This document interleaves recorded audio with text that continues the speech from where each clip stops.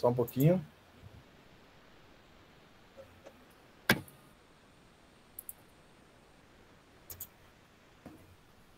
Boa noite a todos e a todas.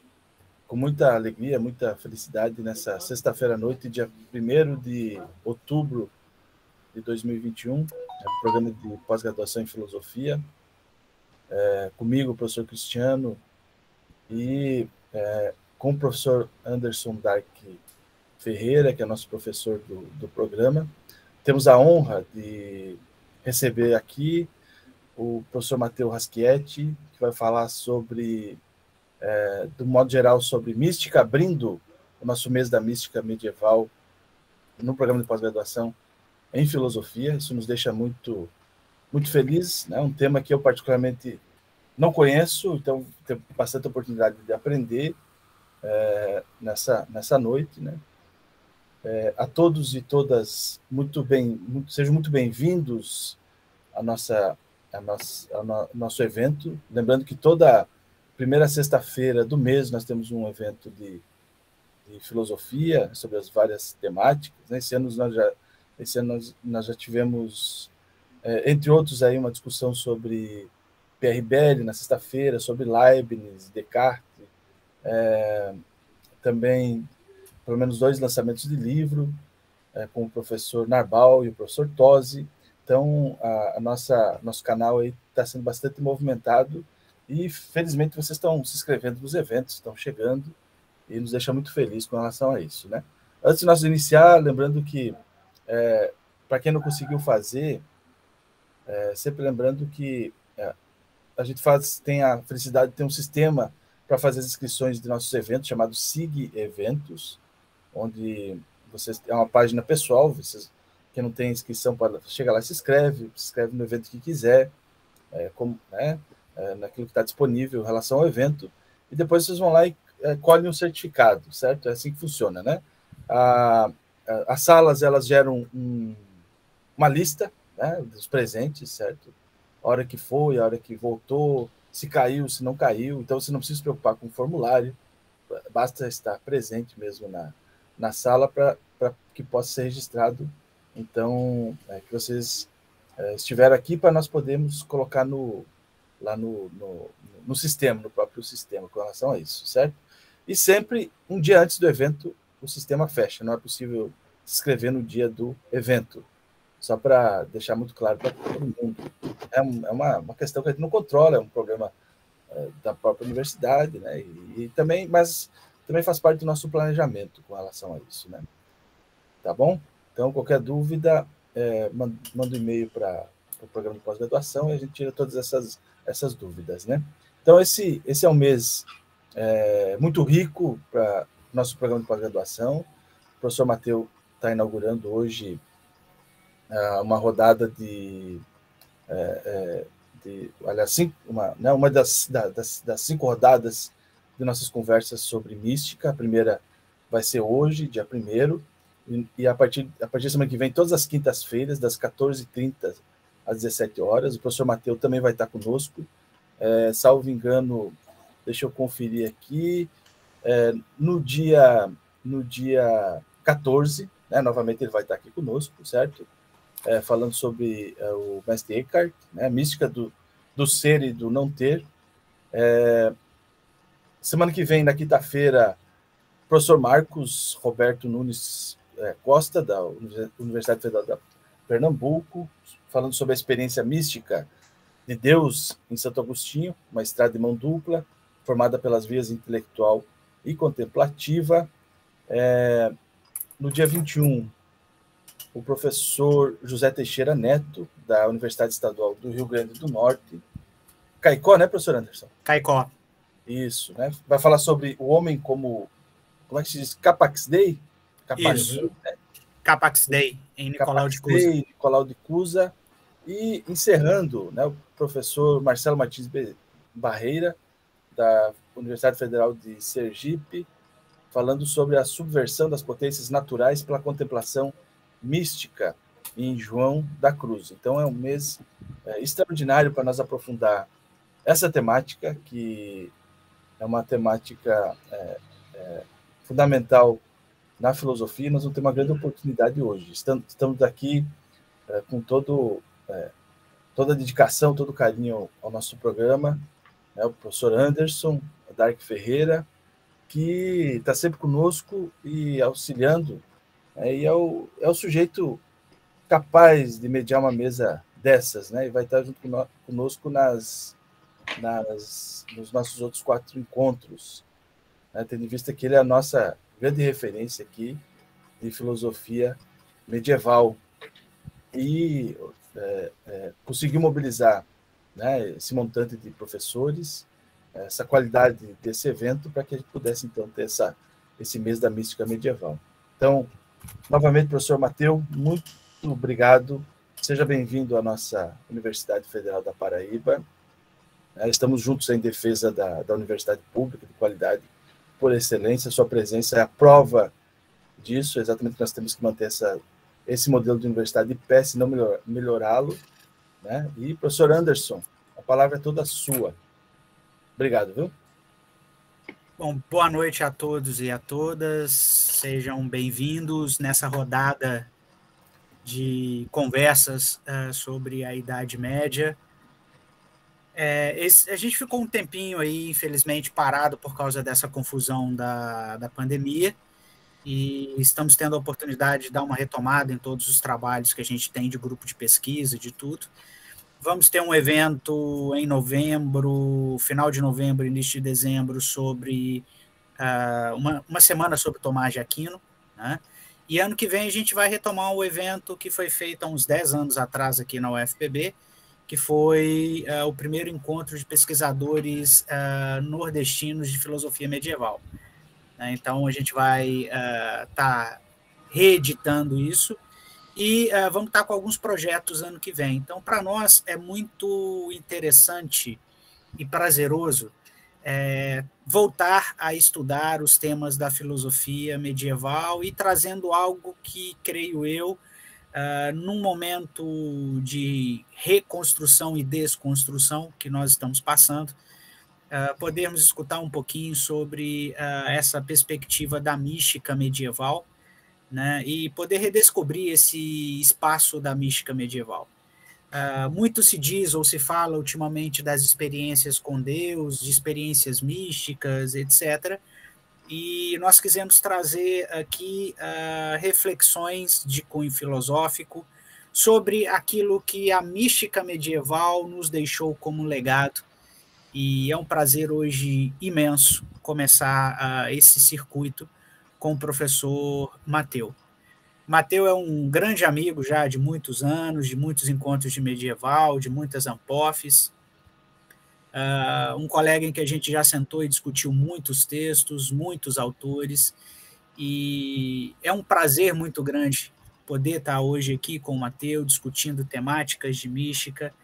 Para aqueles que não acompanham muito, o professor Matteu é um tradutor do mestre Eckhart, está traduzindo também Alberto Magno, então é alguém que tem mais, ele depois vai falar disso, tem alguns textos que ele está traduzindo aí que estão no prelo, estão no forninho, e daqui a pouquinho deve sair para a gente.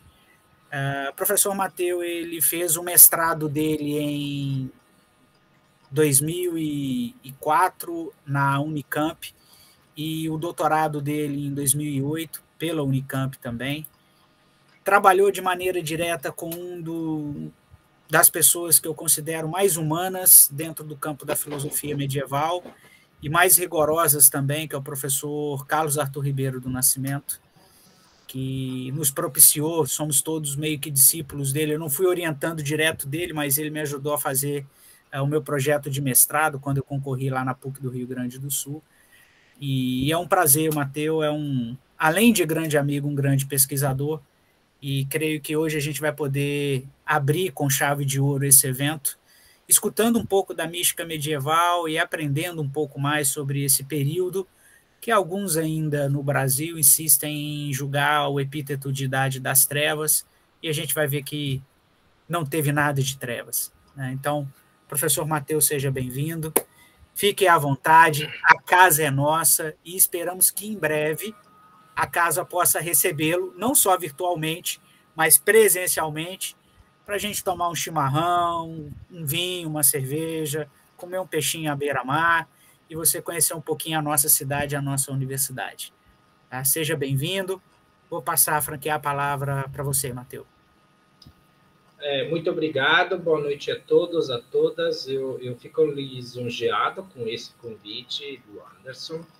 Eu também espero conhecer ao vivo a cores João Pessoa, já conheci Natal, Aracaju, Fortaleza, né?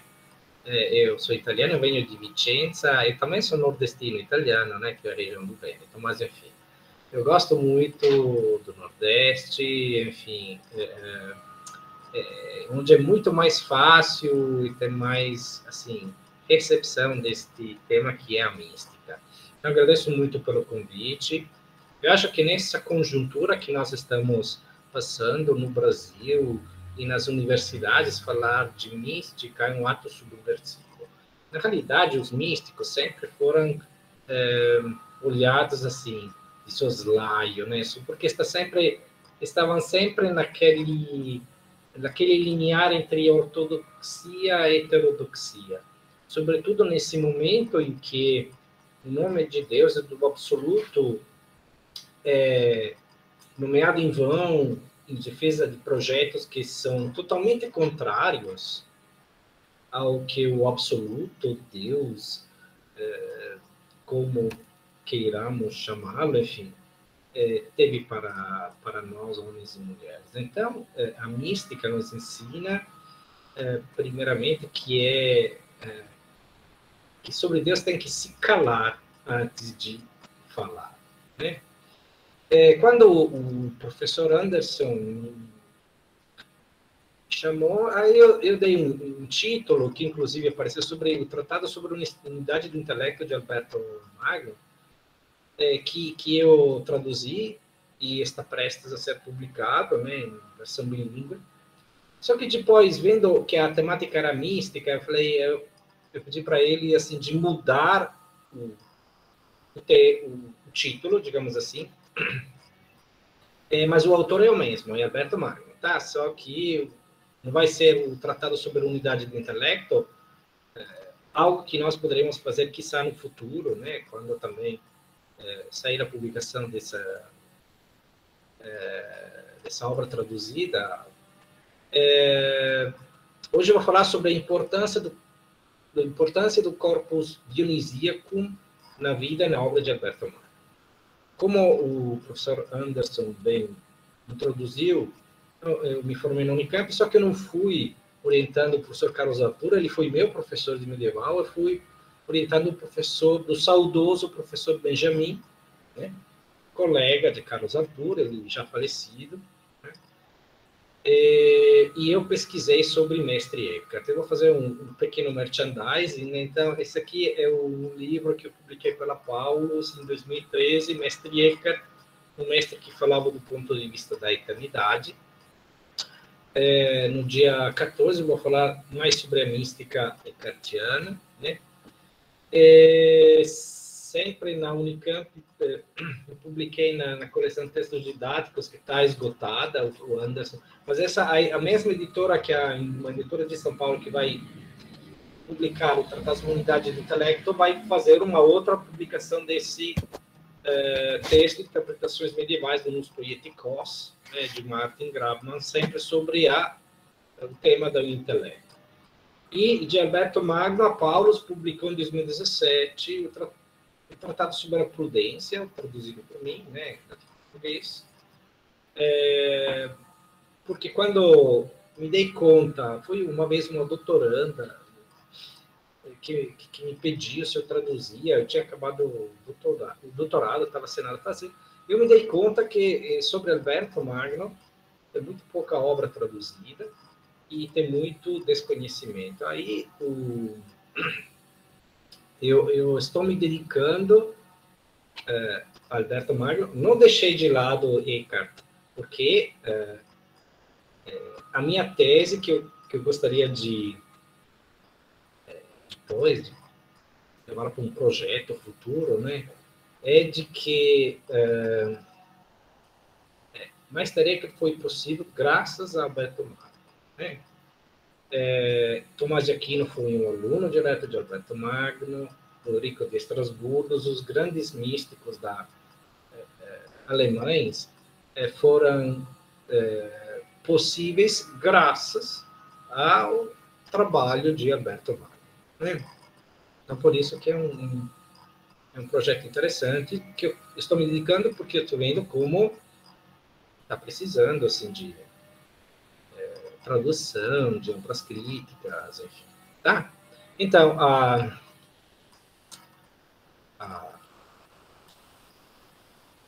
o texto que eu vou apresentar,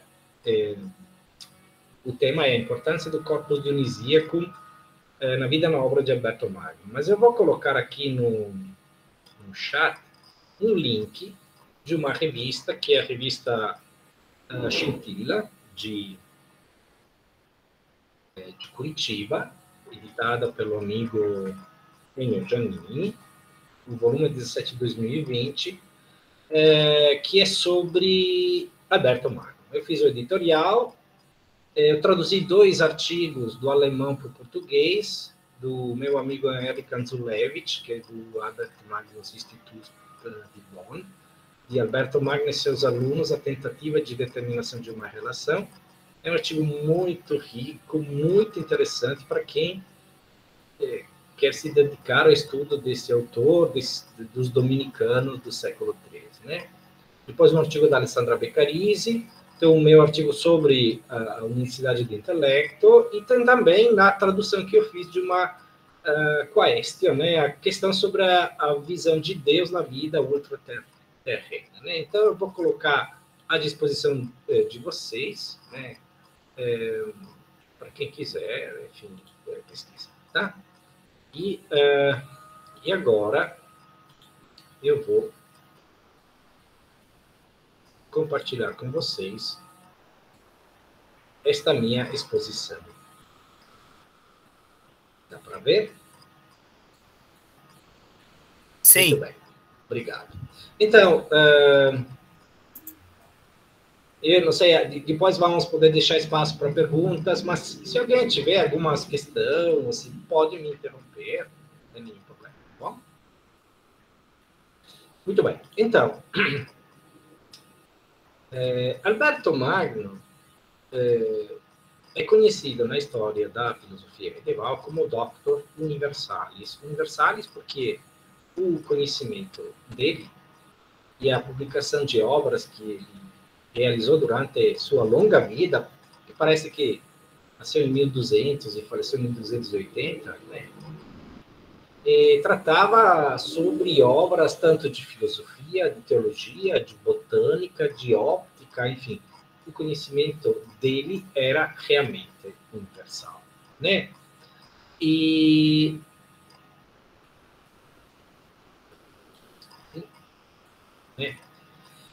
Então, ele nasceu por volta de 1200, né? Em Bostedt, perto de Lauingen, na Alemanha. Parece assim de que era de uma família de militares ou da pequena nobreza, né? Ele teve a primeira formação, né? Tanto no nível latino, leitura, escrita, enfim, né? O primeiro dado documentalmente garantido a respeito dos estudos de Alberto Magno é que ele esteve entre 1222 e 1223 lá no norte da Itália, na cidade de Pádua. Pádua é perto de Vicenza, que é a cidade onde nasci, né? E ele estava junto com um tio paterno, né? Que era funcionário imperial, né? Encarregado por Federico II de alguma missão na Itália. Nesse ano de 1223, aos 17 anos, 23 anos, não sei, né? Alberto Magno teria ingressado na Ordem dos Pregadores em Pádua, chamadas também dominicanos, né? Fundados por Domingos de Guzmán, né? Um espanhol, na mesma época de Francisco de Assis, né? Em 1223, então, ele ingressa na cidade de Pádua, na Itália, e depois foi enviado de volta para a cidade de Colônia, como discípulo do Studium da Ordem, né? A produção literária de Alberto praticamente estende-se ao longo de toda a sua vida. E, assim, um esquema que pode nos ajudar a entender a importância do trabalho dele é esse que estou apresentando, né? Que é estruturado em 4 períodos. Né? O primeiro período teológico, o período dionisiano, que é aquele que mais nos interessa, o período filosófico e o segundo período teológico. Né? Bom, nesse primeiro período teológico, que são cerca de 20 anos, né? Alberto ocupou o cargo de leitor de teologia em vários conventos da Ordem da Alemanha. Naquela época, a aula universitária consistia basicamente em leitura, né, por exemplo, do Manual das Sentenças de Pedro Lombardo, leitura e comentário, tanto desse Manual das Sentenças como de algum livro da Bíblia, né? E é dessa época, né, que ele também compôs 2 obras importantes, a Summa de Creaturis e o comentário sobre as sentenças de Pedro Lombardo. Em 1242, ele foi enviado para Paris para fazer o doutorado que ele conseguiu alcançar em 1245. Né? Mestre em Sagrada Teologia, Magister Teologia. E naquela época, os dominicanos tinham 2 cátedras, né, para os estudantes não franceses em Paris. Os estudantes que iam na Universidade de Paris, lá na Sorbonne, estavam divididos em 4 nações de acordo com as línguas, né? Então, tinha os franceses, os picardos, os ingleses e aqueles que eram chamados de estrangeiros, que eram de outras partes da Europa, né? Um ano muito importante na vida de Alberto Magno e também na história dos dominicanos e da mística é 1248. Por quê? O capítulo geral dos dominicanos, ele encarregou Alberto de fundar um Studium Generale em Colônia. O que era? Era um estúdio dos dominicanos, onde eram enviados os estudantes das várias partes da Europa para poder fazer a formação inicial antes de serem enviados à universidade, né? Ele estava em Paris, ele foi para Colônia e junto com ele um jovem estudante italiano de nome Tomás de Aquino o acompanhou, né? E foi assistente dele, né? Podendo receber a influência direta do mestre, né? Bom, o período dionisiano que nos interessa, né? Começa justamente em 1248, quando ele deve estruturar o plano de ensino nesse Studium Generale di Colônia. Ele fez uma escolha ousada. Por quê? O manual, como eu disse para vocês, né, que era utilizado em Paris, nas outras universidades, né, Bolonha, Oxford, Tolosa, enfim, eram os 4 livros das sentenças de Pedro Lombardo. Ele teve essa ousadia de substituir esse manual com as obras do pseudo Dionísio, que estavam começando a ser conhecidas, né? E as notas de aula de Tomás de Aquino, por exemplo, sobre o Tratado dos Nomes Divinos, De Divinis Nominibus, constituem a fonte primária que nós temos desse trabalho de comentário e de exposição sobre as obras do Pseudo-Dionísio. É interessante porque os estudiosos, eles reputam esse ano, entre 1248 e 1250, uma guinada, digamos assim, no pensamento de Alberto, e na influência que ele vai dar também na escola de Colônia, né? Com esse aprofundamento das obras do Pseudo-Dionísio, entre as quais temos a teologia mística, né? No seguinte período, que é o período filosófico, Alberto, em 1256, por causa de uma greve que tinha acontecido na Universidade de Paris, e a qual as ordens mendicantes não tinham aderido, né? E ele foi até a corte do Papa Alexandre IV para defender, porque os clérigos de Paris queriam a expulsão das ordens mendicantes, franciscanos e dominicanos. Tinha questões políticas, enfim. E enquanto ele estava na corte de Alexandre IV, o Papa pediu para ele para escrever um tratado defendendo a unicidade de intelecto possível, já porque quando as obras aristotélicas se tornaram conhecidas na Idade Média, graças, sobretudo, a Alberto Magno, elas chegaram juntas com os comentários árabes, por exemplo, de Averroes, de Avicena, mas, sobretudo, Averroes, e isso foi uma revolução copernicana, porque até então era só a Bíblia que era conhecida. A Bíblia e os escritos dos padres da Igreja, e que davam uma visão tanto de mundo, de criação, de alma, de acordo ortodoxa. Só que a visão aristotélica e averroísta ia totalmente contrária. Então, a primeira grande condenação, né, do bispo Estevão Tempier de Paris foi em 1270, quando ele condenou 13 teses, entre as quais a eternidade do mundo, a unicidade do intelecto possível para toda a humanidade, o determinismo, enfim. Porque isso originava problemas sérios que se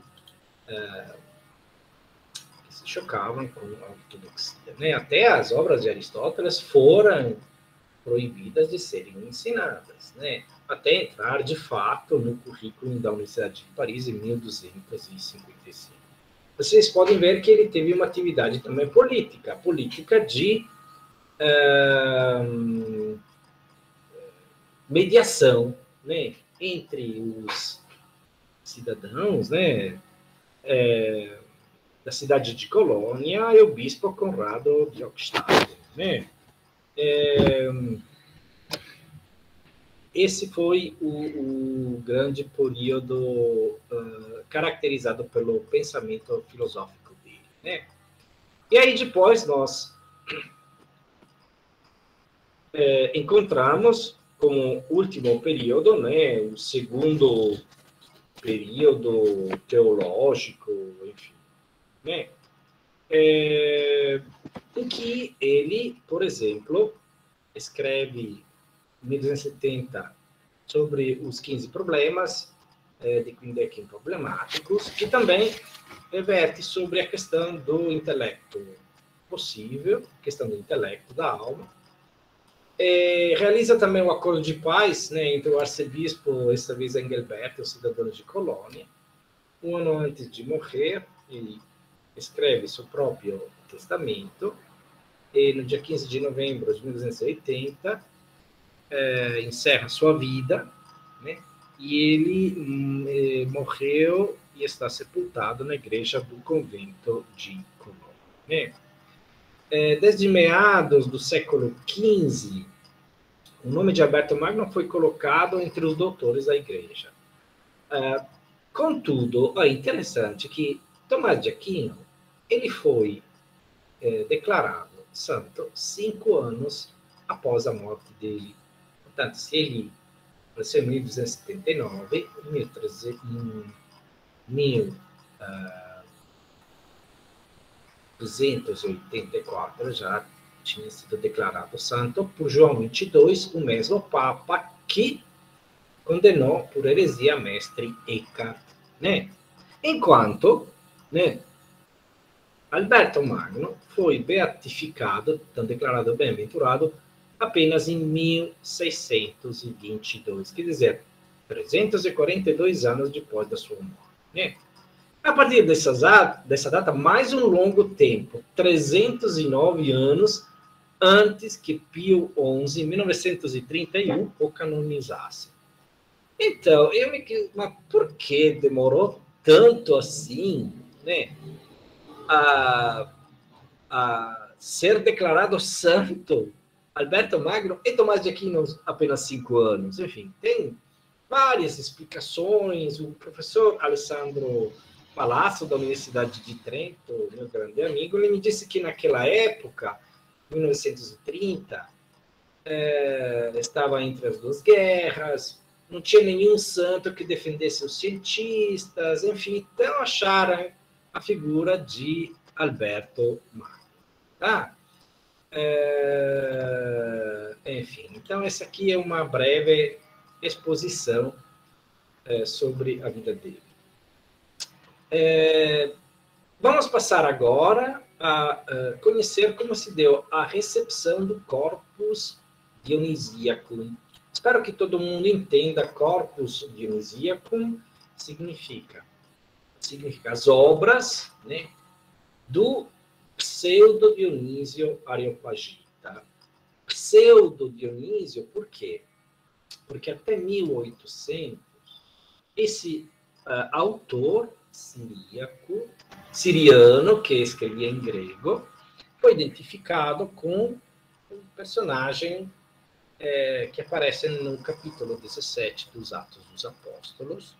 Depois de Paulo pregar no Areópago, onde estavam os filósofos gregos, né, ele entra, ele vê um altar dedicado ao deus Abscônditos, ao deus escondido, e ele começa um discurso muito bonito. Esse deus escondidos é o Deus pai de Abraão, de Isaac, de Jacó, que mandou o filho. Quando falou da morte e ressurreição, os filósofos que não acreditavam começaram a zombar dele e falar: sobre isso nós vamos te ouvir uma outra vez.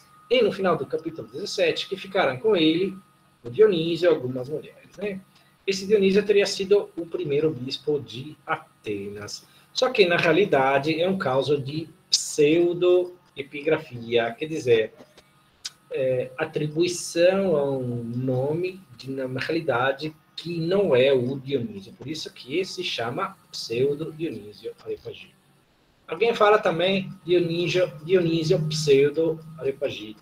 É como o meu colega amigo Cícero, lá de Aracaju.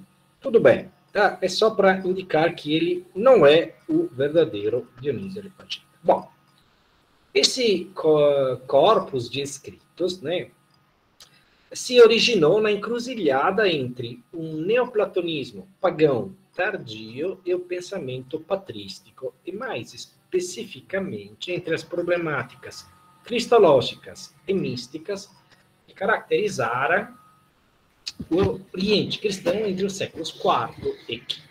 Né? No começo do século VI,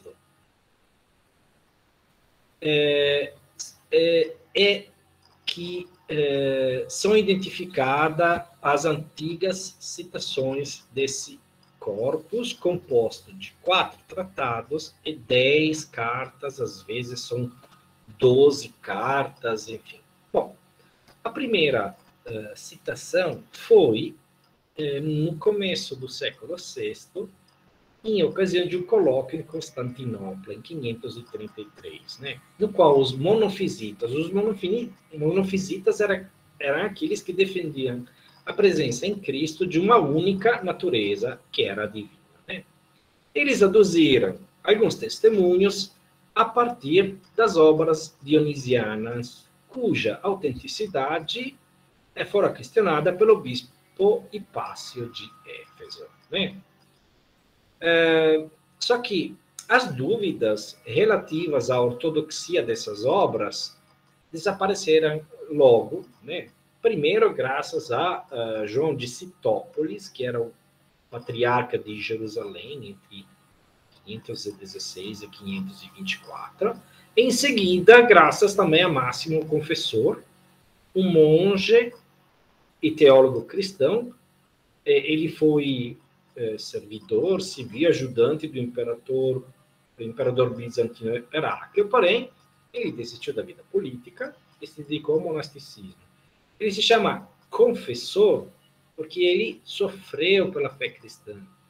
Não chegou ao martírio, mas cortaram a língua dele para que ele não pudesse pregar, né? E é muito interessante assim o pensamento dele. Bom, a partir dele, então, o Oriente Cristão acreditou na origem apostólica das obras do discípulo de Paulo, venerado como bispo de Atenas. Então, qual é a data assim desse corpus dionisíaco?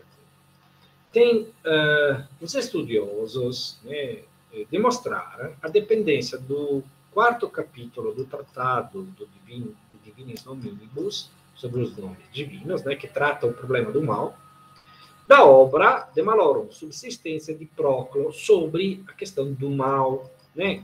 Assim, o autor viveu provavelmente na mesma época do último filósofo neoplatônico, que morreu em 485. Inclusive, ele se relacionou pessoalmente com Proclo, tanto que alguns o denominam como o Proclo cristão, né? Portanto, a data de composição seria entre 482, que é a data do Tenoticon, que é o edito do imperador Zenão, com o qual queria dar um fim às controvérsias cristológicas, e o começo do século VI, né? Foram redigidas em grego na seguinte ordem, né? A hierarquia celestial, a hierarquia eclesiástica, os nomes divinos, a mística teologia e as epístolas. Bom, quando é que o corpus dionisíaco ingressou no Ocidente? Foi no ano de 758. Paulo I enviou a Pipino o Breve um texto grego das obras do pseudo-Dionísio, né? Era o patriarca do Oriente. Em 827, o imperador do Oriente, Miquel Gago, presenteou o imperador Ludovico Piedoso, da França, com o código das obras pseudo-dionisianas. A partir dessa data, e por quase um milênio, o Ocidente acreditou erroneamente, com poucas exceções, na dupla identificação do autor dessas obras com o discípulo de Paulo e com o apóstolo das Gálias degolado em Montmartre, à época do imperador Décio. Bom, estava escrito em grego, né? E o grande problema era a tradução, né? Porque os latinos normalmente não, com poucas exceções, não liam grego. Então, parece que Tomás de Aquino não lia grego, tampouco o Alberto Magno, enfim. Bom, a primeira tradução do corpus foi atribuída ao abade Ilduino de Saint-Denis, mas era muito literal, né? Difícil de compreender. Também porque a linguagem do Pseudo-Dionísio não é fácil, né? Então foi pouco utilizada, né? Quem teve melhor êxito foi João Scott Erigenes, um monge irlandês, né, que já tinha traduzido os ambíguos de Máximo Confessor, e desenvolveu os temas pseudo-dionisianos da sua obra de Periphyseon. Em latim se chama De Divisione Naturae. Então, o John Scott Erigena é o único grande pensador de renome da Alta Idade Média. Claro, depois de Agostinho, enfim. Na primeira metade do século XII, surgiu uma outra tradução de Hugo de São Vítor, né? Baseada na tradução de Erígena, né? Que ele criticava, né? Mas ele tentava, né, Hugo de São Vítor, alcançar uma melhor compreensão do texto, que era difícil.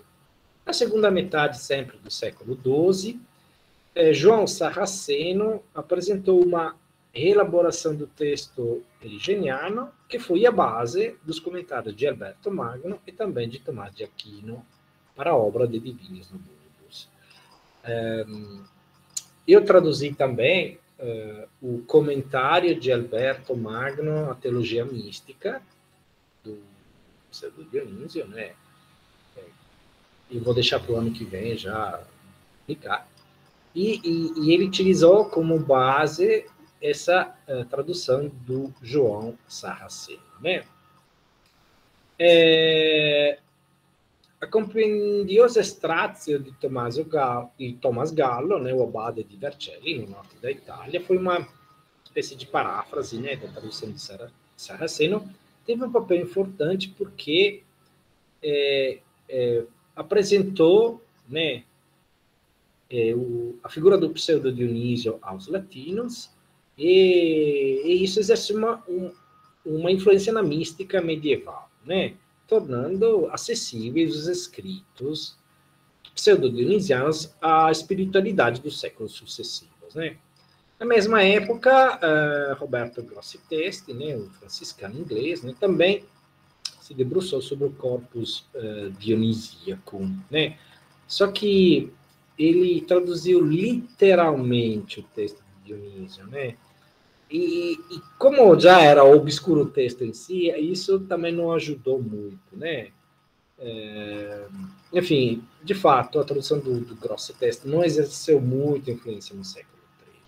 Bom, depois de ingressar no Ocidente em 758, ter tido várias traduções, chegou também na Universidade de Paris, onde Alberto foi primeiro fazer o doutorado e depois lecionar, né? À época de Alberto Magno, o corpus dionisíaco tinha assumido um aspecto bem definido e complexo, né? E a versão que era utilizada na Universidade de Paris estava composta nessa forma que vocês estão vendo, né? Primeiro tinha a obra maior, Opus Maius, né? Com a velha tradução, né, que era composta pela obra da Hierarquia Celestial, de John Scott Erigena, mais os escólios, que são breves anotações sobre algum texto, a fim de explicá-lo, torná-lo mais claro, né, de João de Citópolis, Máximo Confessor e Anastácio, comentário de Scott Erigena, Hugo de São Vítor e Sarraceno. Depois temos a hierarquia eclesiástica, os nomes divinos, teologia mística e 10 ou 11 epístolas, né, na versão de Erigena, acompanhado por escólios de João de Citópolis, né, Máximo Confessor e Anastácio, né. Depois, essa então era a obra maior com a velha tradução. Nós temos a nova tradução de João Sarraceno de todo o corpus e, enfim, a compendiosa Strazio de Tommaso Gallo, né? Os comentários do Doctor Universalis, Alberto Magno, né, revela que ele também lançou mão desse mesmo instrumento trabalho dos colegas, mas só a ele coube, segundo o medievalista Edouard Jonot, o papel primordial na difusão do areopagitismo no século XIII. Né? E a importância disso se revela nas citações. Né? Alberto Magno, considerando apenas a Summa de Creaturis, o comentário às sentenças e a Summa de Teologia, que ele não chegou a terminar, cita o Pseudo Dionísio 1.200 vezes. 1.200 vezes. Né? Tomás de Aquino, mais ainda, né? 1.702 vezes. Né? Boaventura, pouco menos 248. Assim, o Doctor Universalis, ele estava familiarizado com a obra do Pseudo Dionísio, que ele já devia ter encontrado quando iniciou sua educação teológica, né? Quando ele foi estudar em Paris. Né? No começo da década de 1240, Alberto foi para a Universidade de Paris a fim de obter o doutorado em teologia. Né?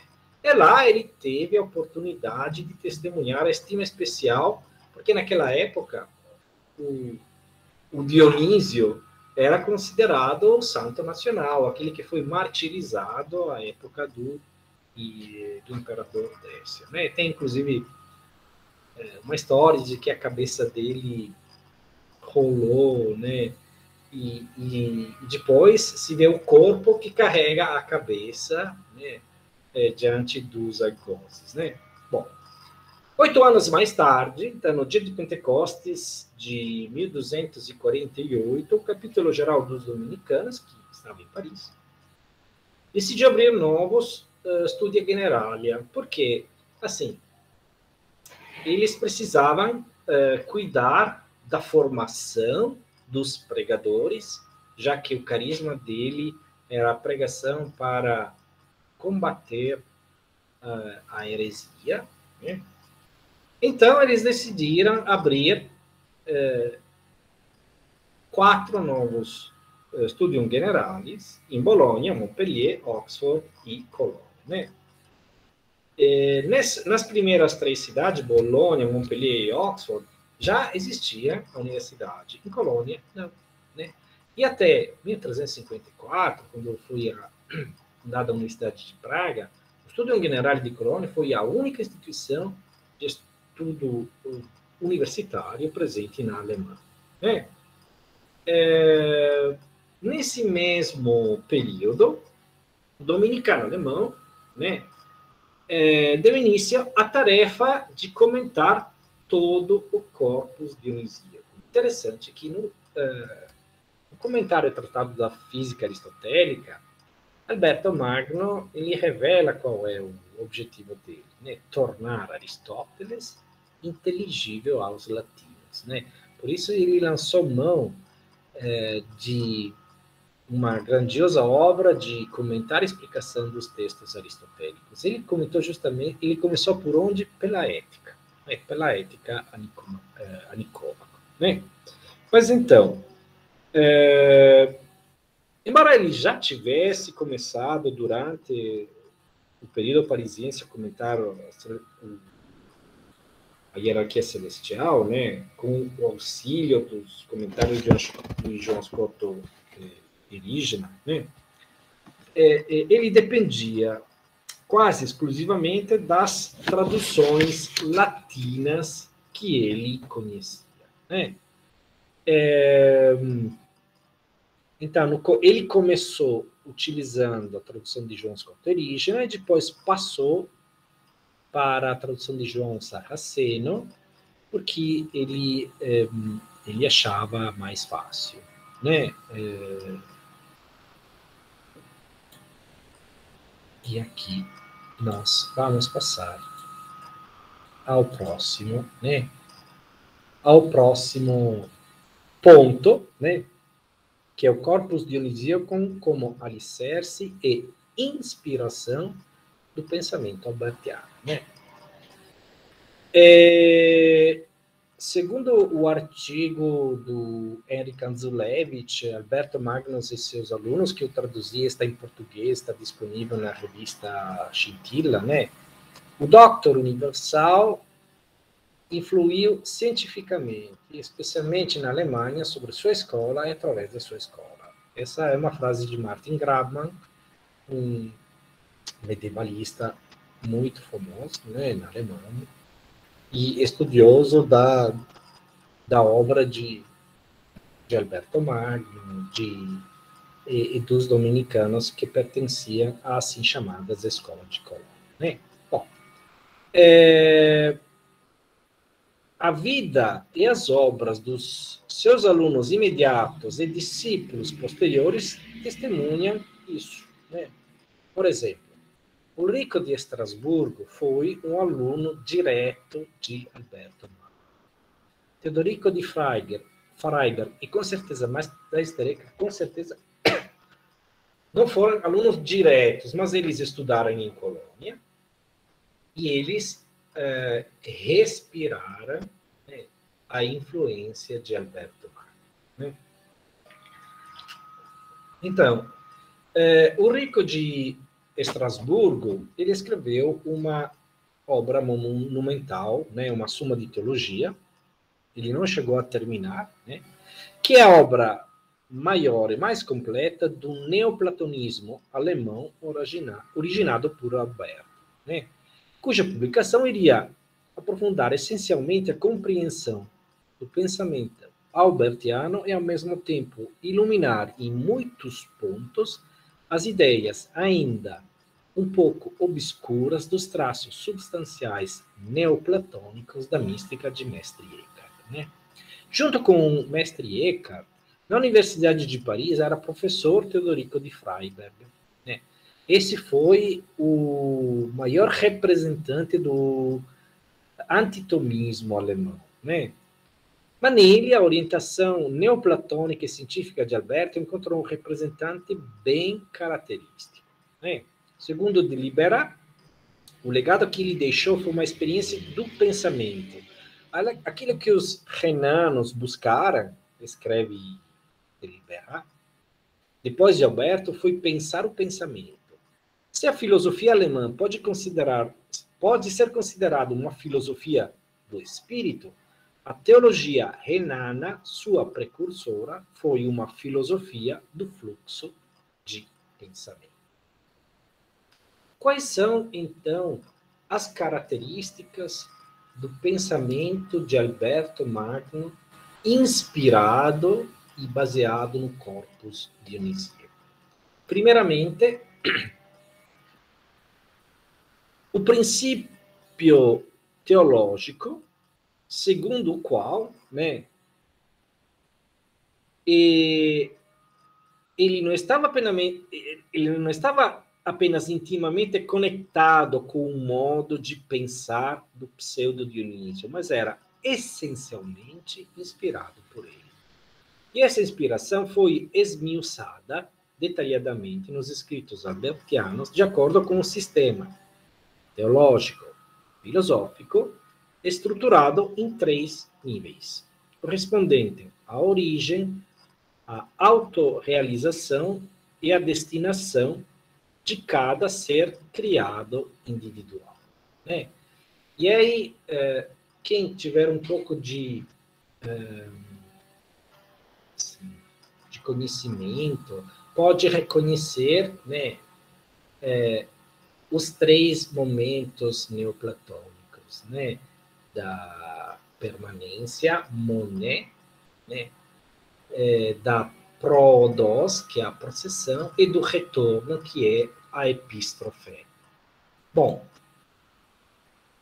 em primeiro lugar, né, nós encontramos um nível do divino como princípio. Então, Deus, de acordo com o pensamento de Alberto Magno, inspirado pelo pseudo-Dionísio, é a origem transcendente e causa primeira das criaturas. Lançando mão dos conceitos e do vocabulário neoplatônico e pseudo-dionisiano, Alberto Magno indicou este primeiro nível com o termo unum, que dizia uno, ou primum. Né? O uno, ou o primeiro, é o princípio criativo ao qual é atribuída a processão, o exitus, de toda a realidade do ser. Trata-se, nesse caso, exclusivamente de Deus como princípio primeiro e origem dos seres e do nível da transcendência. Da mesma forma em que o pseudo-Dionísio entendeu esse princípio de forma trinitária, assim também o dominicano alemão o compreendeu como o princípio do qual procediam todos os seres criaturais e animados de modo trinitário, como o Deus triuno e tripessoal. Né? Ato contínuo, ele complementou essa explicação com o auxílio da metafísica aristotélica, pois, segundo ele, o filósofo grego comprovou que, no primeiro motor, havia as formas exemplares da realidade do ser, embora também esse conceito aristotélico era mediado através do pseudo-Dionísio e também do Liber de Causis. Né?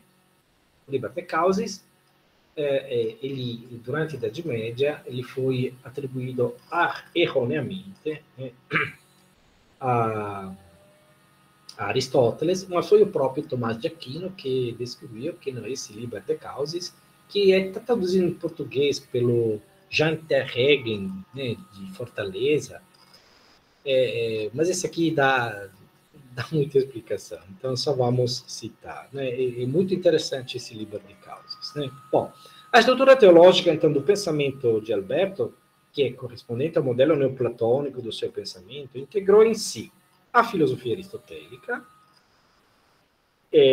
outras tradições filosóficas, na medida em que estavam aptas a explicar os elementos individuais dessas estruturas. Né? Desse modo, ele não provocou nenhuma inconsistência no seu sistema, por isso não visava ser um programa filosófico como um fim em si mesmo, mas uma explicitação de um conteúdo teológico neoplatônico a todos os efeitos, inspirado formal e expressamente no corpus dionisíaco. O segundo nível é o nível da criatura como originada. Né? O Doctor Universalis designou o processo constante de autorrealização dos seres sob as condições da contingência, né? Orientados para Deus como um fim. Com o substantivo feminino perfectio, né, de clara ascendência pseudo-dionisiana. Né? De fato, no comentário aos nomes divinos, Alberto analisou a realidade que se originava do primeiro enquanto coisa, causado, ou segundo, depois explicou, na sequência do Liber de Causis, que o ser era a primeira das coisas criadas. Enfim, o terceiro nível é do divino como ponto de chegada. Na linguagem neoplatônica e pseudo-dionisiana, o uno, ou o primeiro, como fim, em latim, unum, primum, ut finis, né, dos seres provenientes dele. Esta interpretação albertiana da dinâmica circular dos seres em termos de possessão do uno, correspondente à realização nas condições de contingência e retorno a ele, era o mesmo modelo que podia ser encontrado no corpus dionisíaco, como o próprio Dominicano apontou no seu tratado De Homine. Né? Neste, ele escreve, né? No De Divini Nominibus, disse: o movimento circular da alma é, nomeadamente, a entrada das coisas exteriores em si mesmas e a rotação uniforme das suas potências espirituais como em um círculo, o que a torna amplamente livre de erros. Em primeiro lugar, volta em si mesma das muitas coisas exteriores e unifica-se. Então, como ela é formada uniformemente através do movimento circular, com as potências unidas, é conduzida pela mão ao belo e ao bom, que está acima de todos os seres, é o uno e o mesmo, sem começo e sem fim. Isso significa, quando a alma vem de Deus para as criaturas e das criaturas para si mesma, que possui mais da vontade da causa primeira, com efeito tem à disposição mais ser, vida, conhecimento, discurso intuitivo. através dos quais se aproxima mais do primeiro, como Dionísio diz no mesmo capítulo, ela transforma suas potências espirituais uniformemente em círculo quando as leva de volta à origem de onde emergiram. Com efeito, continua Alberto, esta rotação circular a livra do erro, ou seja, faz com que ela não se engane na sua busca pelo bem supremo, porque essa rotação circular primeiro a faz girar sobre os degraus da realidade do ser através dela mesma. E ela, então, conformada nesse modo, mais do que todas as outras coisas, uniforme e semelhantemente ao primeiro, na medida em que ela compartilha mais da sua bondade através da conexão com as potências unidas, ou seja, une-se aos anjos que estão mais próximos do uno e do primeiro. Por isso, os anjos são chamados de potências unificadoras porque conduzem as essências inferiores de volta à mesma unidade. A alma, tão unida às potências unificadoras, é finalmente conduzida pela mão àquilo que está acima de todos os seres. Porque não possui um ser comum com outras coisas. Este é o uno, porque não é constituído de várias partes.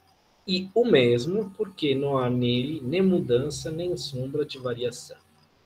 E é sem princípio e infinito, porque incriado e permanente em toda a eternidade. E tu deves saber que a bondade do primeiro, que é vida, percepção, conhecimento, discursivo e intuitivo, é chamada unida nas criaturas superiores como nos anjos e nas almas, porque neles é uma, e é chamada unificadora, porque se une ao primeiro de acordo com os graus de sublimidade da sua natureza. Junto às outras criaturas, porém, eles são chamados divididos, porque em alguns deles só se encontra o ser, mas em outros a vida acima do ser. Em outros ainda, ao invés, a percepção acima desses últimos. Mas com nenhuma das criaturas estão todos unidos, a não ser só com a criatura. Pode partilhar do bem mais elevado por meio da bem-aventurança. Então, Alberto Magno, ele apresentou uma explicação da realidade do ser em modo pseudo-dionisiano. E não fez isso só no âmbito do comentário Corpus Dionisíaco, mas desenvolveu sua paráfrase em modo conceitual e sistemático, implementando-a constantemente em todas as suas obras, desde o início da sua atividade científica independente, incluídos os comentários de Aristóteles, por mais paradoxal que isso, à primeira vista, possa parecer. Isso se tornou meridianamente claro, né, no plano de ensino do Studium Generale di Colonna, né, onde se revela a originalidade e a ousadia de Alberto Magno. Né? Desde as primeiras constituições da Ordem dos Pregadores, estamos por volta de 1220, né? Foi estabelecido que em todo convento dominicano devia haver uma escola para que os frades pudessem estudar e se preparar à sua missão. E que a presença de um doctor, né, era condição sine qua non para a sua fundação. Ou seja, se não houvesse um doutor em não podia haver a fundação do Estudo General. Né? Em Colônia, desde 1221 e 1222, já existia um convento dominicano, né? Onde Alberto foi enviado em 1248, né? Assumiu a direção e a tarefa do ensino, implementando, né, um novo programa de estudos, né? Comentando que não as sentenças de Pedro Lombardo, mas o Corpus Dionisíaco e a Ética Nicomaquea. nesse mesmo convento de Colônia, ele tinha sido, antes de ser ordenado padre, noviço e aluno de teologia. Então, lá foi ordenado padre, se tornou professor, né, e se dedicou à formação pastoral teológica dos seus confrades. Então, ele chegou a ter um renome, né, que fez com que ele se tornasse o emblema do Studium Generale da Teutônia. E a força centrípeta para muitos estudantes dominicanos, atraídos de lugares que iam além das terras. Né? Não era, por acaso, que irmãos pregadores da Itália, da Dinamarca, Suécia, Holanda, Polônia, Estados Bálticos, iam estudar em Colônia, porque lá tinha Alberto Magno. Bom, dentre eles, dois se destacam, né? Pela importância e pela fidelidade ao ensino do mestre. Um é Tomás de Aquino e outro é Ulrico de Estrasburgo, um dos seus alunos mais entusiasmados e fiéis. Bem, bom, quanto ao meu conterrâneo Tomás de Aquino, né? O período coloniense representou uma etapa decisiva na formação do dominicano italiano. E a influência que ele recebeu do mestre alemão foi determinante. Né? Com uma idade entre 23 e 27 anos, Tomás pôde impregnar-se profundamente do pensamento de Alberto, para quem continuou os trabalhos iniciados em Paris. Foi então que passou a limpo suas notas de curso sobre os nomes divinos de Dionísio e sobre a ética nicômaco de Aristóteles. O professor apreciou tanto o desempenho do seu aluno que, em 1252, chegou a propor sua ida para a Universidade de Paris como bacharel, mesmo contra a opinião do mestre da ordem. Né? Bom, a reciprocidade de estima e de consideração por parte do confrade italiano, entretanto, não aconteceu. Né? E, com efeito, Tomás de Aquino nunca cita Alberto Magno em suas obras. Né? Se absteve de fazer quaisquer afirmações sobre seu mestre, a diferença do mestre sobre o seu aluno. Né? Nós não encontramos nenhuma menção ao nome do seu mestre, nem em suas obras, nem em qualquer um dos seus trabalhos particulares. E tampouco uma única demonstração pessoal de reverência. Né? O meu amigo pesquisador, né, Eric Anzulevich, ele atribui essa falta de consideração à natureza reservada e à modéstia do aluno, né? Embora, com essa explicação, não é possível explicar nem justificar o silêncio total sobre os empréstimos estruturais de conteúdo e conceituais do seu mestre, né? Cujas impressões digitais, um estudioso, né, Blankenhorn, recentemente ele demonstrou de forma impressionante para o comentário de Tomás a obra de Divinismo. Né? A interpretação albertiana do corpus dionisíaco, de fato, foi a fonte primária para o comentário tomasiano à mesma obra, após ter operado todo tipo de modificação aos ensinamentos do seu mestre. Esse modus operandi era uma característica do método de Tomás, né? E se torna compreensível só à luz das suas fontes, principalmente os comentários de seu professor ao corpus dionisíaco. Né? Bom, se o boi mudo da Sicília, como o professor Carlos Arthur chamou, né, inclusive publicou um livro sobre Tomás de Aquino, né, porque dizia que ele tinha um caráter muito calado, reservado, e obviamente os confrades gozavam dele, falavam que ele era um boi mudo. E Alberto Magno, esse boi mudo, ele vai dar um mugido que vai acordar, né, toda a Europa. De fato, né, foi uma quase uma profecia, né, de Tomás de Aquino. Bom, se esse boi mudo não demonstrou, pelo menos nos escritos, né, o devido reconhecimento ao mestre, o mesmo não aconteceu com Ulrico de Estrasburgo. O nome dele era Ulrico Engelberti, né, considerado o aluno mais conhecido, mais importante e também o mais fiel de Alberto Magno, com quem manteve relações de amizade por toda a vida. No primeiro capítulo de sua obra, De Summo Bono, ele escreveu: meu professor, senhor Alberto, antigamente bispo de Ratisbona, um homem tão cheio de inspiração divina em toda a ciência que pode ser justamente chamado de portento e maravilha do nosso tempo. Esse trabalho, como disse vocês inicialmente, tinha sido planejado para ter 8 livros, mas foi completado só até o 6º. Né? Ulrico se conectou à tradição peripatético-dionisiana do seu professor, baseada no modelo neoplatônico de pensamento, e lhe deu seguimento.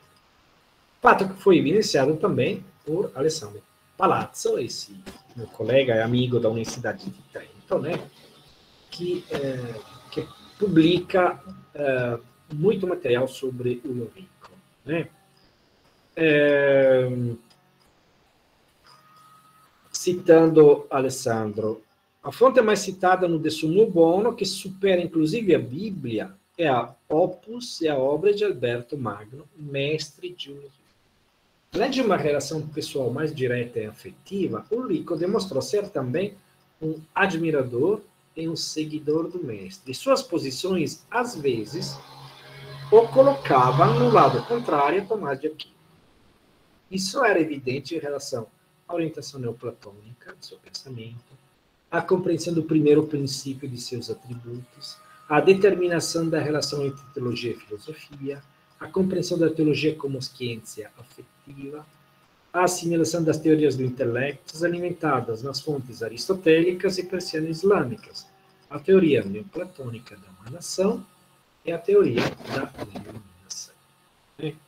Essa orientação de cunho neoplatônico foi alvissareira, como destaca de Libera, das posições de Teodorico de Freiberg, Meister Eckhart e Bertoldo de Monsburg, tornando Ulrico verdadeiro e próprio cofundador da teologia renana, a expressão melhor do pensamento de Alberto Magno e da sua indagação filosófico, teológico e espiritual, e conservava em seu bojo a dupla tradição neoplatonizante agostiniana e pseudo-dionisiana. Foi justamente em Colônia, né, que o Dr. Universalis introduziu seus alunos à teologia apofática ou negativa da Grécia Oriental, incorporada aos escritos do pseudo-Dionísio. As anotações de aula, né, de Tomás de Aquino, reportadas, né, durante a sua permanência no Studium Generale, continha as transcrições das leituras do mestre do Corpus Dionisíaco. Né? E isso pode ser encontrado no Codex Neapolitanus, conservado na Biblioteca Nacional de Nápoles, né, denominado Autographum Santum, né, o autógrafo de São Tomás. Né? E nesse Codex Neapolitanus, né, denominado Autógrafo de São Tomás, que é do século XIII, né, nós podemos ver, né, como o sílabus, quer dizer, o plano de ensino tradicional, que previa a leitura dos 4 livros da sentença de Pedro Lombardo, foi substituído, né, pela leitura das obras do Corpus Dionisíaco. Né? De fato, né, as 4 questões disputadas, relatadas sobre Tomás a respeito da obra da eclesiástica hierarquia, o que manifesta? Manifesta que, do ponto de vista pedagógico, em seu primeiro ano no ensino do Studium Generale di Colônia, o mestre alemão seguiu o modelo tradicional do ensino. Entretanto, com a leitura dessa obra pseudo-dionisiana, pressupunha a leitura da outra obra, a Hierarquia Celestial, né, que é a primeira no Codex Napolitano. Então, ela deve ter sido feita quando Alberto ainda estava em Paris. Só em Colônia ele tornou o Corpus Dionisíaco um eixo do seu plano de ensino, junto com as leituras da ética produzidas por Grosseteste. A ousadia do Doctor Universalis foi justamente esta: substituir a leitura da Bíblia prevista pelo currículo parisiense com o pseudo Dionísio e Aristóteles, como mostra essa tabela. Né? Se a utilização da filosofia moral aristotélica podia ser entendida como uma ponte para a teologia moral cristã, a introdução do Corpus Dionisíaco foi uma novidade sem precedentes, que provocou uma guinada na formação filosófico-teológica da ordem dos pregadores da Baixa Idade Média, constituindo o humus do qual, poucos anos depois, teria brotado a semente da mística alemã. O fruto talvez mais maduro, né? Essa é uma minha interpretação, né? Foi Ulrico Eckart e Teodorico de Pfeiffer. De fato, Alberto Magno foi um intelectual de amplos horizontes, cuja estrutura de reflexão correspondia ao modelo neoplatônico do pensamento, mediado pelo pseudo-Dionísio. Através do comentário do Corpus Dionisíaco e do método de ensino praticado no Studium Generale di Colônia, ele originou uma tendência neoplatonizante alternativa ao âmbito universitário de Paris, que teve um papel significativo na história da mística do outono da Idade Média, de acordo com a expressão de ensino. Né? À época de Alberto Magno, os textos pseudo-dionisianos tinham assumido um aspecto bem definido e bastante complexo, tornando-se um instrumentum laboris, que os mestres parisienses do século XIII tiveram à disposição e do qual o próprio dominicano alemão lançou mão, como demonstram os vestígios deixados nos seus comentários.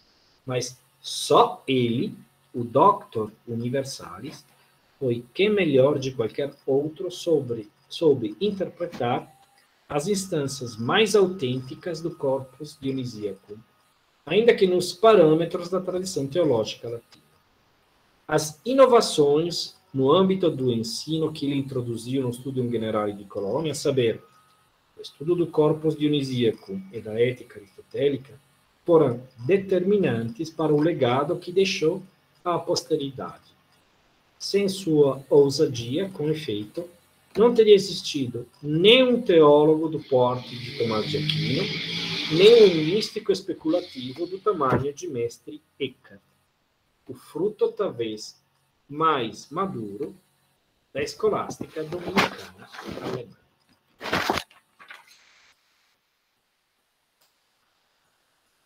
Pronto. Minha apresentação terminou.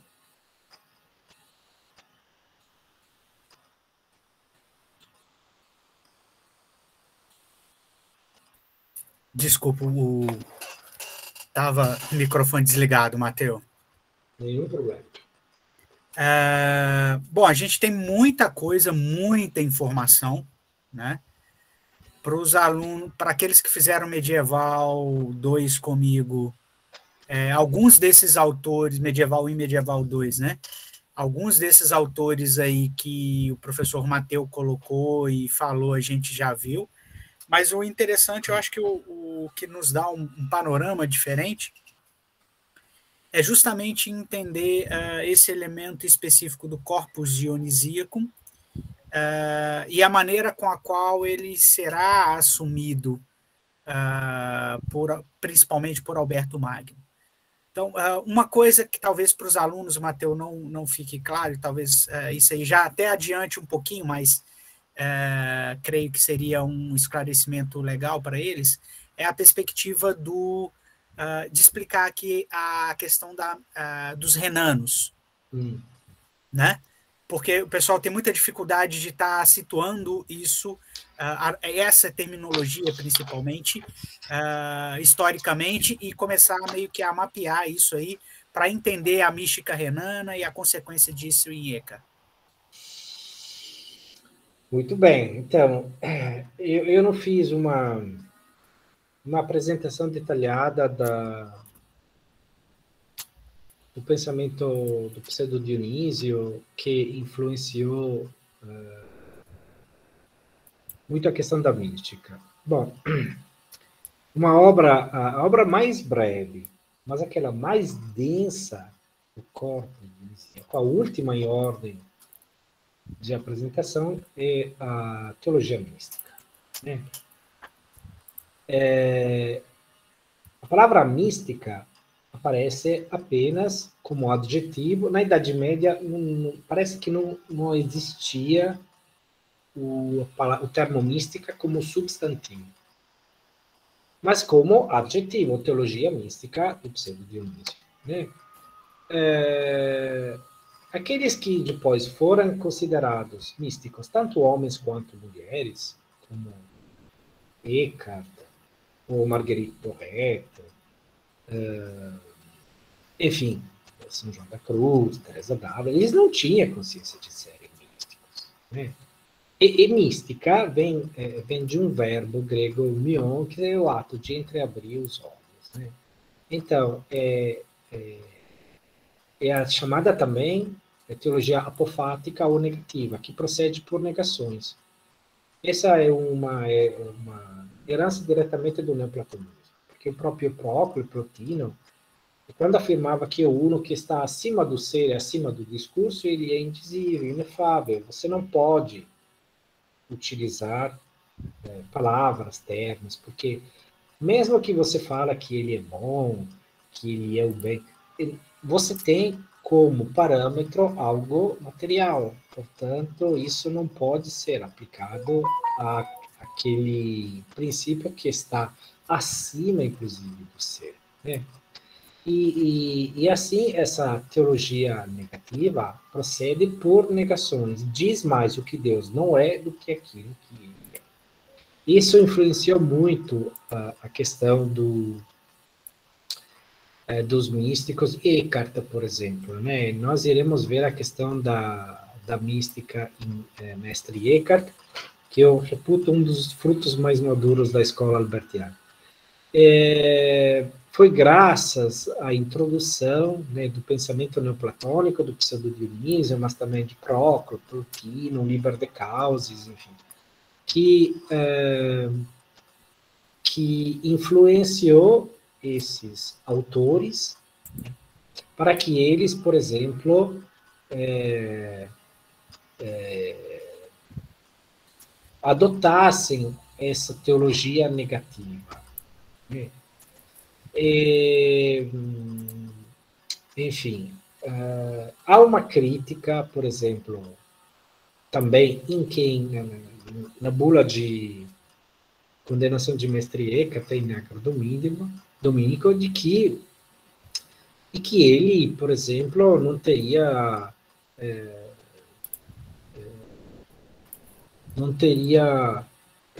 falado bastante da questão dos sacramentos, da igreja, enfim. Porque Mestre Eckhart, influenciado justamente por esse princípio neoplatônico, pseudo-dionisiano, ele falava que em cada ser humano, homem ou mulher, enquanto imagem de Deus, há uma centelha no fundo da alma, em que a pessoa, homem ou mulher, se descobre igual a Deus, né? E pelo fato de termos sido criados à imagem e semelhança de Deus, nós carregamos no fundo da nossa alma, né, aquele que chama o castelo da alma, a cintila da alma, né, onde há a igualdade, né, do ser humano, do ser humano com Deus, que teve que passar antes por um processo de despojamento, de desprendimento. Né? Eu não vou antecipar, não vou dar o spoiler da próxima palestra sobre Eckhart, mas é justamente por isso. Né? Existe alguma correlação com esse conceito por fato de mística ao gnosticismo? Eu diria que... Espera aí. Veja quem foi... O André, né? Na realidade, não. Assim, sobre o termo gnosticismo, não sei o que você entende, mas são várias correntes. Então, assim, a primeira forma, heresia, não sei, que apareceu nos primeiros anos da história do pensamento tanto filosófico, teológico, cristão, que dizia que através do conhecimento se podia chegar à salvação, né? E fazia um grande sincretismo, né, de outras formas religiosas, né? E, inclusive, gnose é o conhecimento, né? Na realidade, Eckhart defende o contrário, defende o não conhecimento, né? Então, não pode ser taxado, pelo menos, de gnosticismo. Ele deveria ser taxado de agnosticismo, né? Porque, justamente, de acordo com também a filosofia neoplatônica, quanto menos você conhece, mais você tem a experiência do absoluto. Né? Não é através de um conhecimento racional, mas você tem que passar por um despojamento radical. Sobretudo em relação à imagem de Deus. Né? E num sermão 52, Eckhart escreve: eu peço a Deus que me livre de Deus, né? Do conceito de Deus, da imagem. Porque se cada um de nós tem uma imagem, né, que sei lá, depende da nossa formação, dos estudos, enfim, mas se a gente fechar os olhos e falar, Deus, cada um tem uma imagem. Pois bem, Eckhart, ele fala da imagem sem imagem. Você tem que tirar todas as imagens, né, de Deus. Que representação não pode haver, né? E é justamente com esse despojamento radical da imagem, do conceito, de tudo que você pensa, de tudo que você conhece, que você pode chegar à meta, que é a união, né? Sem ter, inclusive, necessidade de nenhuma mediação. Este que é o perigo. Porque não precisava de sacramentos, de instituições, de igrejas, enfim, não, porque quando você consegue ter esta consciência de que no fundo da alma você é igual àquilo que você chama de Deus, não precisa de mais nada, né? Mas esse aqui é um assunto que nós podemos talvez retomar com Eckhart. Alberto Magno é de fato responsável pela introdução do aristotelismo? Sim, ele foi ele. Foi Alberto Magno, porque ele tinha um projeto grandioso, ele queria comentar todo o corpus aristotélico, começando pela ética. Depois, assim, talvez ele se empolgou demais, né? Não conseguiu, mas quem introduziu o pensamento de Aristóteles foi Alberto Magno. Tomás de Aquino, que foi aluno de Alberto Magno, obviamente, ele depois passou a história como aquele que batizou, né, Aristóteles, na realidade. Só que, por exemplo, nós podemos ver, então, quem sabe, no ano que vem, sobre essa discussão da unicidade do intelecto possível, né? Vocês devem conhecer a obra de Tomás de Aquino, De Unitate Intellectus contra Averroistas, né? vocês não conhecem, que tem uma obra anterior que é de Alberto Magno, De Unitate Intellectus, né? Então, Tomás de Aquino, essa obra foi publicada, inclusive, na tradução do Sr. Carlos Arturo, né? Qual era o grande problema de haver um único intelecto possível para toda a humanidade? É que o intelecto possível tem a sede do intelecto possível é a alma, quer dizer que havia uma alma única para toda a humanidade, então não haveria mais a questão da salvação, das penas, dos castigos, tá? Bom, Tomás de Aquino, ele escreve, né, essa obra polêmica, inclusive contra um professor da Faculdade de Artes, né, um professor da Faculdade de Artes de Paris, que sustentava o contrário, mas a preocupação dele é filosófica, porque essa teoria, né, da unicidade do intelecto possível foi originária de uma errada interpretação do capítulo 3º do De Anima de Aristóteles, né?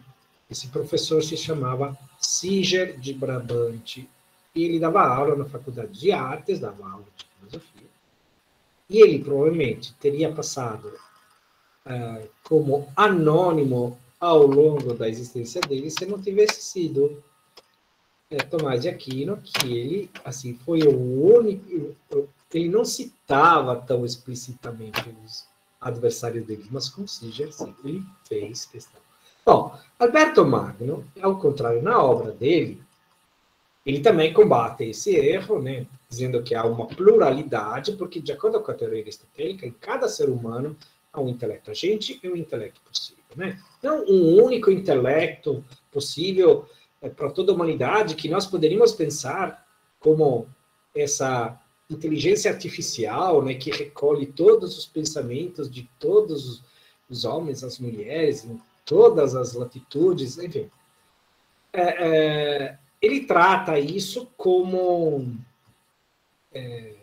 assim, não como uma heresia, enfim, mas ele também como uma errada interpretação do texto aristotélico. Só que ele tem um interesse teológico, que é a salvação das almas. Tomás de Aquino, não. Ele tem um interesse que é filosófico.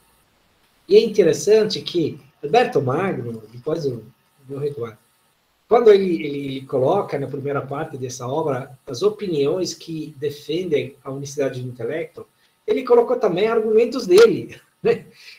Para depois, enfim, chegar a confutar na última parte, né? Sobre a alma ser imagem de Deus, o princípio mesmo de Santo Agostinho, assim, digamos assim, que sobretudo Eckhart, mas também Alberto Magno, né? E Agostinho também. Se vocês lembrarem bem, no sermão sobre o Natal, diz, porque Deus se fez homem para que nós nos tornássemos deuses, né? Deus também, né? E, assim, eu não sei se te dizer a alma ser imagem de... Assim, Eckhart também é influenciado muito por Agostinho. A questão da alma ser imagem de Deus faz parte, digamos assim, do pensamento teológico cristão católico, né? Então, com certeza, tem muitos pontos em comum. Mas aqui na unidade de intelecto, sempre usar Sim, isso. Coloquei a referência do texto. Beleza, perfeito. Esse texto mesmo, que é um texto... Eu mandei para o... Eu fiz um confronto entre o De Unitate Intellecti de Alberto de Tomás de Aquino, numa coletânea que o nosso colega professor Andrei, lá de Marília, que deveria publicar uma série de artigos sobre Tomás de Aquino. Eu fiz esse confronto entre as duas obras, tá? Talvez, quem sabe, o ano que vem, se for publicado esse texto, ou eu posso retomar quando a gente centrar sobre a questão do intelecto, né? Porque depois, na realidade, é uma outra, só finalizando, que tem outro tema que está ligado, é a questão da felicidade, da bem-aventurança. Tá? Está ligado tanto à questão da mística quanto à questão do intelecto. Professor Matheus, professor Anderson, posso rapidinho? Claro. Pode, claro. Vai ser uma pergunta de gente ignorante, viu? De pessoas que não conhecem muito bem a história e tudo mais, né? Primeiro, ele diz o seguinte, como é bom ouvir alguém que conhece a história da filosofia, né, professor Anderson? É excelente, né? É impressionante. Ele não tem muito esse acesso nessa... E eu também gosto muito aí vou chamar assim, dessa esfera aí da vida privada, das fofocas, né? Das relações, do que aconteceu e tudo mais, tendo em vista que tem, né? Que isso eu acho que mostra exatamente que nós estamos todos no mesmo mundo, né? Que uma construção de uma teoria filosófica não é feita à toa, do nada, ela é feita a partir das condições do sujeito, do seu tempo e tudo mais, né? A minha questão é, tendo a importância acho que você conseguiu apresentar muito bem a importância do Magno, a grandeza dele, né? Nesse sentido, e mostrar o quanto nós estamos distante ainda de entender um pouquinho do significado dele, né? Isso aí acho que é extraordinário. Um respeito ao próprio autor, respeito à sua construção e tudo mais, né? Mas eu ia perguntar o seguinte, me chamou a atenção no começo essas passagens, né, que acho que todo mundo passa, né, do teológico para o dionisíaco, do dionisíaco filosófico, depois novamente para o segundo teológico, né, todo esse amadurecimento filosófico. Acho que todos nós, se fizermos um retrospecto na nossa vida, daqui a pouco nós vamos chegar nesse ponto, assim, né? Uma época eu era marxista, outra época eu virei deísta, e assim vou indo, né? Vou avançando com relação... Faz parte desse processo de conhecimento, né? O importante é não se tornar bolsonarista. Tá? Perfeito. Então, perfeito, né? A mística seria o último estágio desse processo todo de amadurecimento filosófico, ou teria algo depois que você percebe nessa questão? Eu pergunto isso porque, ao mesmo tempo, eu sempre vejo que o seguinte, a partir do texto do professor Lima Vaz, né? Que é um texto que sempre me orientou aí na história e tudo mais, né? Pelo menos a grande tese do texto, olha, ao mesmo tempo que Aristóteles representou ele mata a cobra e mostra o pau, como se diz, né? Ao mesmo tempo que Aristóteles representou um grande avanço, né, no sentido de reabilitar aí questões da filosofia, sobretudo atributos da razão, que por alguma razão se manteram escondidos, fora do...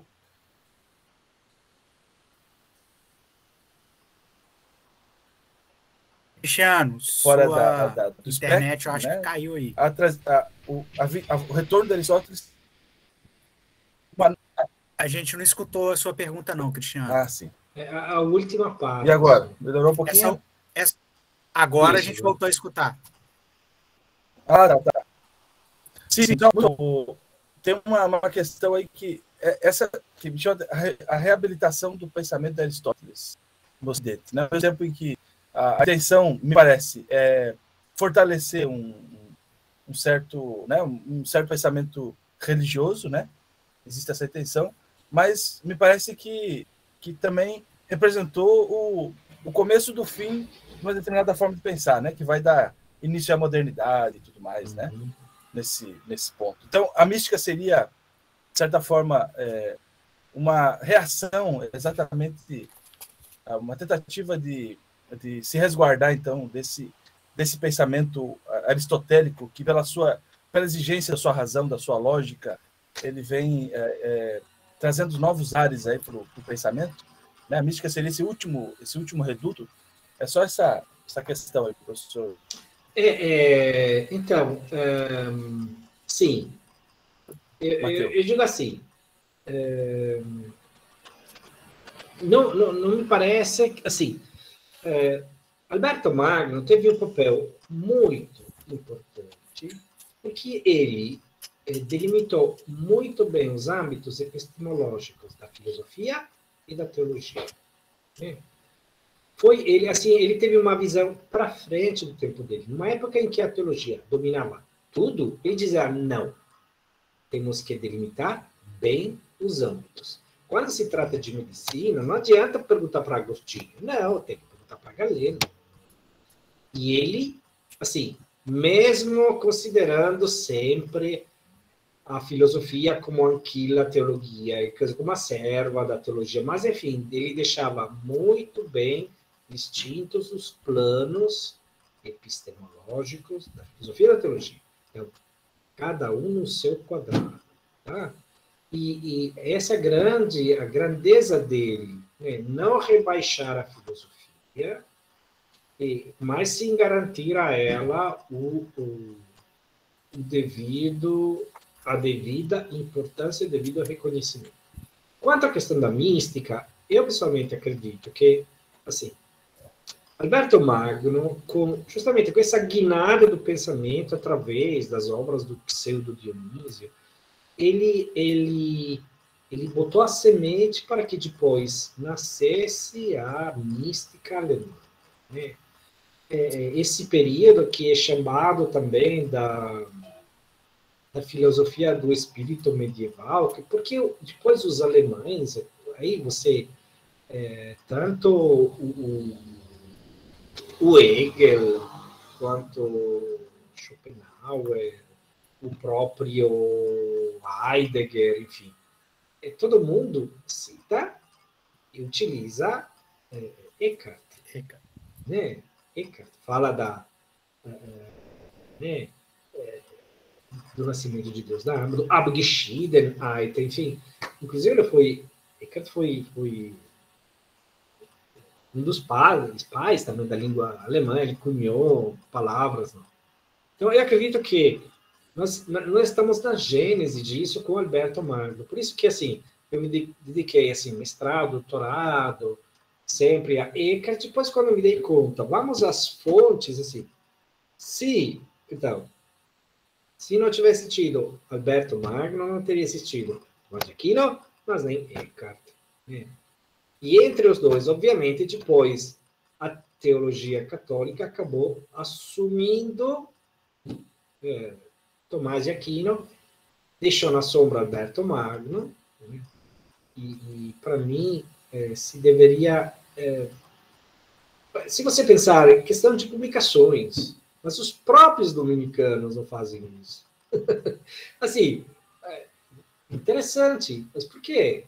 Enfim, parece que agora eu não tenho nada contra o Tomás de Aquino, certo? Não tenho nada. Eu acho ele genial, o que ele fez, a aplicação da lógica aristotélica, os conteúdos de fé.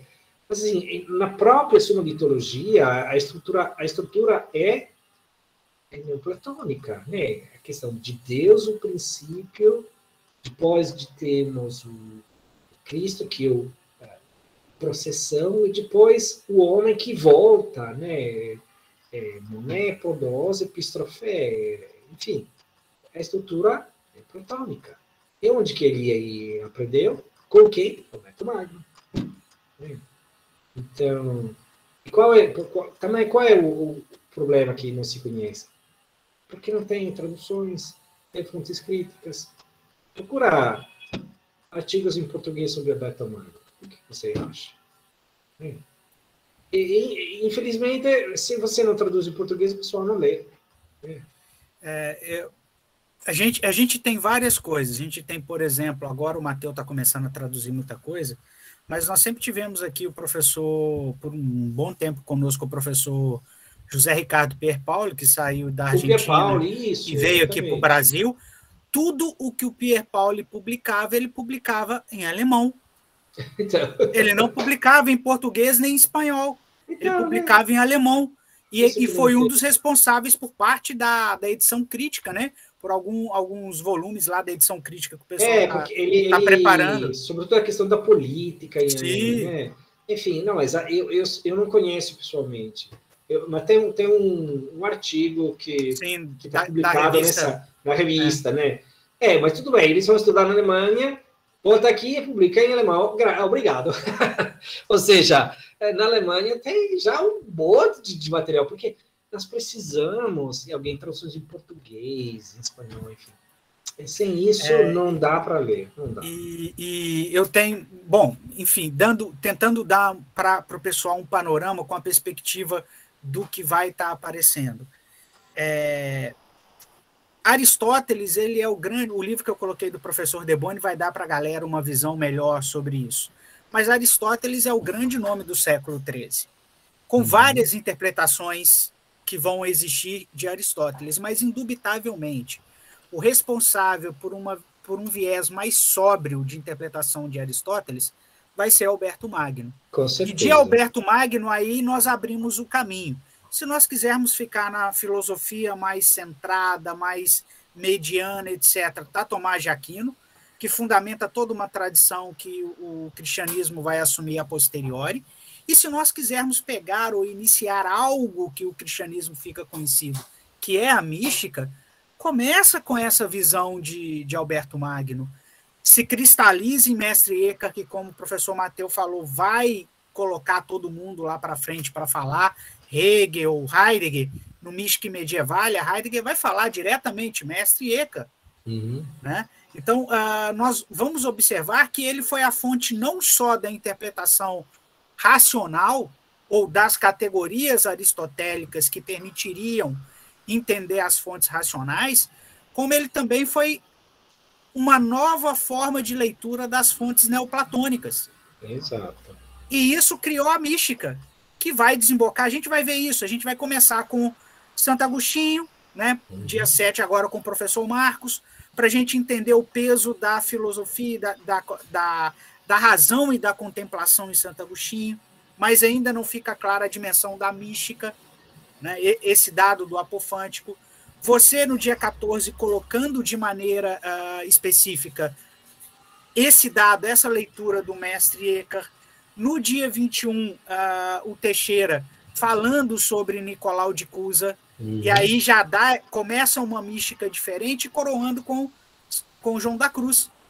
Né? Então a gente tem uma linha que nos permite perceber e entender essa perspectiva específica da mística, de uma mística cristã, que é sim calcada no neoplatonismo, que tem o seu pezinho lá no neoplatonismo, embora muito se fale que no século XIII o modelo agostiniano neoplatônico ficou de lado, mas não.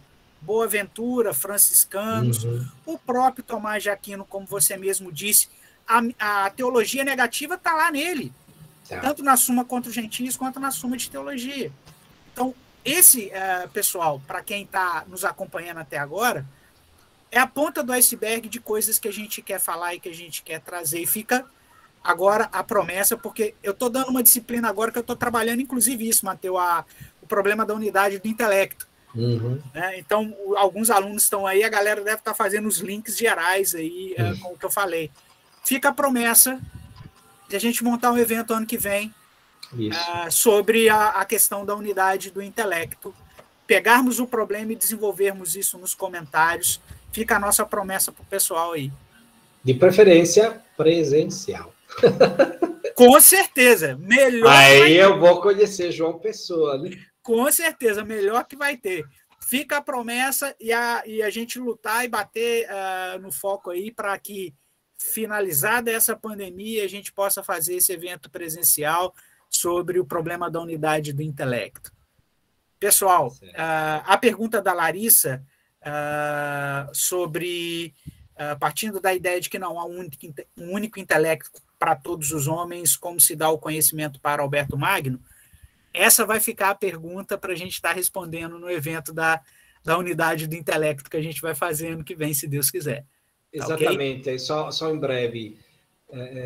Tanto Alberto Magno como Tomás de Aquino, eles restituem, né, a questão do conhecimento à exata interpretação de Aristóteles. Então, a questão do conhecimento é sempre um produto do intelecto agente e intelecto possível. Intelecto agente que tem essa função, né, que ele é eterno, imortal, né, está presente na alma de cada um, de abstrair, né, das coisas, né, as imagens, né, aspectos inteligíveis, e eles iluminam o intelecto possível, que é semelhante à matéria, pode se tornar qualquer coisa. Então, o intelecto possível, recebendo a iluminação do intelecto, ele forma os conceitos e assim ele pode conhecer. Tá? Eles defendem essa que é a teoria aristotélica, como Aristóteles escreve no terceiro capítulo do De Anima, mas assim, não é que há um único intelecto possível para toda a humanidade. Não, tá? E essa questão da imaterialidade do intelecto, que era o grande argumento que os averroístas levavam ao seu, o intelecto é imaterial, ele não pode estar no corpo humano. Né? Enfim, e como ele tem que apreender o universal, ele não pode ser particular. Não, o intelecto ele pode pensar universal também, mesmo sendo um intelecto particular. Mas isso aqui, como disse o Anderson, dá pano para muita manga, né? Então vamos ver. Fica a provocação para o nosso próximo, se Deus quiser, evento presencial. Vamos torcer para que seja possível e que a gente possa estar discutindo muito esse tema. Eu não vou falar um até breve, um até logo com o Matheus, porque dia 14 nós vamos estar com o Matheus de novo, né? Então só é um tchauzinho breve para no dia 14 a gente estar conversando mais com todos vocês. Desde já eu agradeço pela paciência, pelo carinho de todos e todas que estiveram conosco. Sexta-feira, 9h da noite, falando sobre filosofia, falando sobre mística em Alberto Magno. Olha, estamos de parabéns. Muito obrigado. Obrigado pelo carinho, por ter aceitado o convite, Matheus, estar conosco. E fazemos os votos de que em breve esse encontro possa ser presencial e a gente possa bater um papo bem legal aqui na Paraíba e você possa conhecer a Paraíba. Isso. Não deixa nada com relação aos outros encontros que você teve dos de medieval. Você vai gostar muito da cidade. Galera, boa noite. Muito obrigado a todos e a todas. Valeu, Matheus. Muito obrigado. Vocês também, todos e todas, pela atenção, pela paciência. Desculpe se alguma coisa não ficou muito compreensível, mas eu imagino que coisas novas, conceitos que às vezes não dá para explicar todos, mas quem sabe é outra oportunidade. E se vocês tiverem perguntas no dia 14, a gente, antes de eu começar a falar de Meister Eckhart, eu gostaria que vocês poderiam trazer essas perguntas para eu poder tentar responder, tá bom? Muito obrigado, Anderson, professor Cristiano também, pelo carinho, pela atenção, e boa noite a todos e todas. Boa noite, gente. Até mais. Tchau.